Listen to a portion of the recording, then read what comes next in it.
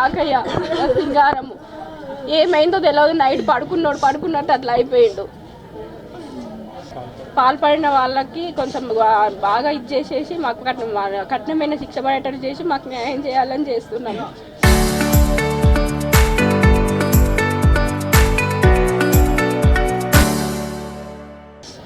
కొంచెం చూడండి, ఎందుకు ఇట్లా చేసిర్రు ఏందని కరెక్ట్ విచారణ చేసి వాళ్ళకు సరైన శిక్ష పడేటట్టు చూడండి. మా నాన్న అసలు ఎవరిది ఇది చేయడు, ఏమి చేయడు. ఆయన పని ఏదో ఆయన చేసుకుంటూ ఉంటాడు. ఎందుకు ఇట్లా అయిందో తెలియదు అసలు మాకు. ఏం జరిగిందో అర్థం కాకుండా ఇప్పుడు నాకు తెలిసి అయితే ఇంట్లోనే అనుమానాస్పదంగా చనిపోయి ఉన్నాడు.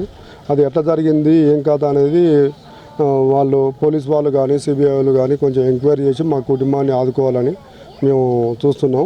అలాగే వారికి ఒక కొడుకు ఒక పాప ఉన్నారు. వాళ్ళు కూడా సాఫ్ట్వేర్ డ్యూటీలో ఉన్నారు. వాళ్ళు హైదరాబాద్ నివసిస్తున్నారు. వాళ్ళు కూడా అందుబాటులో లేరు. కాకపోతే భార్య ఇటు మా అన్నయ్య ఇద్దరు కలిసే ఉండేటోళ్ళు.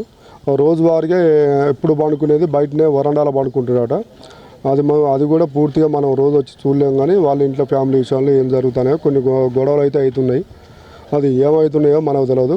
అదే గ్రామస్తులకు కూడా కొన్ని తెలుసు కానీ మొత్తం తీరా ఇంత అనేది ఏం తెలియదు. దాన్ని బట్టి కూడా ఎంక్వైరీ చేసి ఒక ఫ్యామిలీని